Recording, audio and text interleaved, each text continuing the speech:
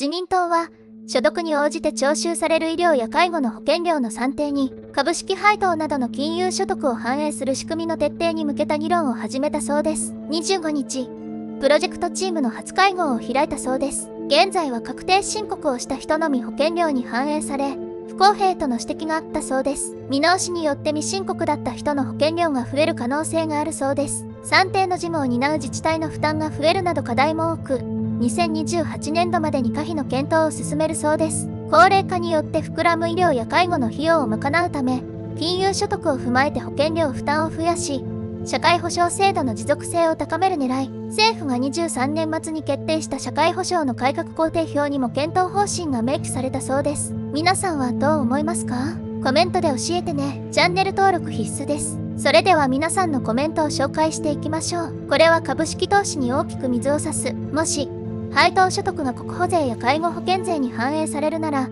大増税になる。そうなるならリスクの高い株式投資は考えてしまう。一体今の政権は、国民からいくら絞り取れば気が済むのか。このタイミングで一体何を考えているんだろう。国民の代表が実は国民の敵でしたというパターンですね。今は増税ではなく減税でしょ。増税に次ぐ増税で活円の暴落でスタグフレーション真っ只中の今、さらに増税を検討するとは恐れ入ります。もし課税強化するなら損失出したら当然返還されるんですよね。次の選挙では自民党に終止符を、可能であれば今すぐ。批判的な意見が多いけど、実際、投資家と呼ばれる投資だけが収入の人は、特定口座で取引すれば、どんなに稼いでも所得税 20% で済むんですよね。投資で1億稼いでも所得税 20%。けど課税所得が4000万円超は 45%。これが不公平なのは間違いない。NISA 口座が高級化したんだから、NISA 口座、特定口座、一般口座をまとめて、投資金額に応じて、無課税、累進課税って制度でもいいと思いますね。健康保険と医療制度の改革が先だと考えます。高度成長期の制度である国民皆保険制度は現在の低成長下では維持しきれません。高額薬使用の高齢者、若者の使用の基準策定や高齢者延命治療のあり方は、混合診療など費用削減策も含めて議論することはいっぱいあります。お金を飛翔するところを残したままで取る方ばかり議論するのはダメです。社会維持のコストの削減は今の日本で急務です。なお投資ですが、一般の人は税引き後の給料を贅沢を我慢して積み立てた方も多いと思います。国として投資を奨励しているのですから真面目に積み立てた人々を裏切ってはいけないと考えます。自民党議員の皆様、まず、ご自身が納税義務を果たしてください。それにしても、日本、真面目に働きコツコツと資産を増やしても損するだけの国になりましたね。詐欺や闇バイトで一攫千金を狙う人が増えてしまうのでは？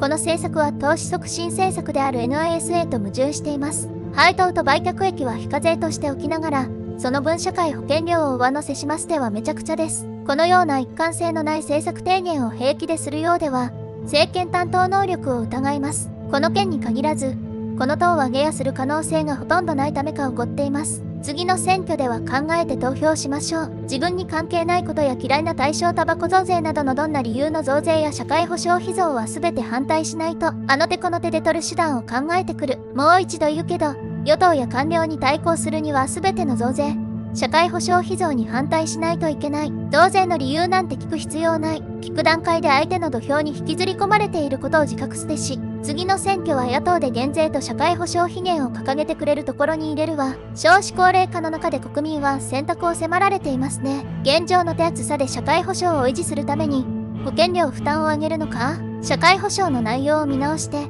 負担を維持、もしくは下げるのか？他の方法があるのか？議員特権の見直しなども必要ですが、社会保障費の規模は桁違いです。政党別に方針の違いが明確に打ち出されてきていますので、まだ選択の余地はあります。皆で納得のいく判断ができるといいですね。春闘で所得を増やす NISA で投資してください。増やしたら、しっかりと金融所得から国が必要とする経費名目は税金はしっかりと徴収させていただきます。そんな風に時代とともに変わっていくのでしょう。住みやすい国、納税は国民の義務だということは分かっていますが、搾取に近いことをやってきながら政治家、自分たちがパーティー券などの錬金術で得たものは課税対象外という始末。先進国の影はないですね。国民の士気の下がることばかりですね。行く末恐ろしいです。何言っているだ。もともと配当は企業が税金を払った残りを株主に分配するものです。だから本来は無税が当然。しかしあえて国民のためにすでに高い税金源泉分離を払っているのです。これ、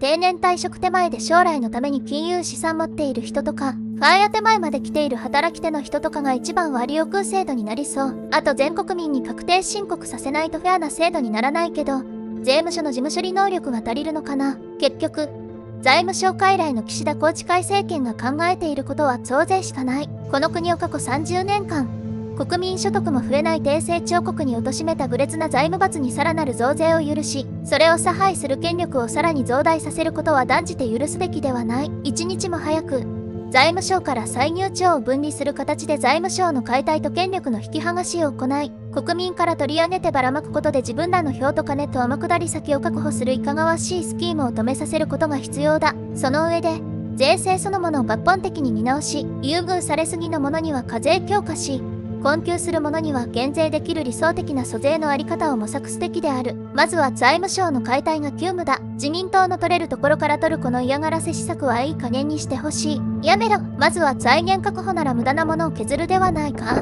労働生産性の低い公務員の賃金及び退職金、年金、無駄な社団法人など挙げたら数多く、さらに外国人の生活保護や敵国中国からの国費留学生の航空券や学費免除も無駄。金融所得の拡大に水を差す。金融所得なり、給与所得役員報酬が高い人が高額消費や高額投資で経済が拡大である。さらに金融所得なり、給与所得役員報酬が高い人は海外に逃げるのでは。大谷選手もそうですが、米国で納税です。政府の施策アホすぎるまともに働いている日本人がアホらしくなります。自民党の金融所得を保険料に反映させる議論は根本的な解決策ではない。無駄な延命治療や効率の悪い医療費用の見直しを怠り、ただ現役世代にさらなる負担を押し付けるのは不公平だ。高齢者ファーストの政治を続ける限り、社会全体のバランスが崩れ、持続可能な社会保障は実現しない。自民党は選挙に有利な高齢者に対する政策ばかり推進し、国全体の将来を犠牲にしている。公平で持続可能な制度改革を行う勇気を持て、現役世代と未来世代の負担を考えた真の改革を求める。確定申告をした人のみが不公平だというのなら源泉徴収をやめて全員確定申告することしたらいい。サラリーマンが源泉徴収されていることで一体どれだけ税負担をしているのかわからないし興味すらなくなっている。確定申告すれば納税者としての意識が高まると思う。まあ今の体制では税務署はパンクすると思うけど、とにかく全員確定申告にするのが最も公平です。さらに言えば現在はむしろ確定申告する人だけがいろいろ節税策というと聞こえはいいけど税金を逃れているのではないですか。まずは議員年金の見直しをしてください。少ない掛け金で高額の年金がもらえるのは納得できない。国民だけが苦しむのではなく国会議員も苦しんでほしい。今の国会議員はやりたい放題で自由民主党を応援する気がなくなる。もう選挙では自由民主党に票を入れる気はないですね。何の富も生まない医療保険のために多額の保険料を強いて、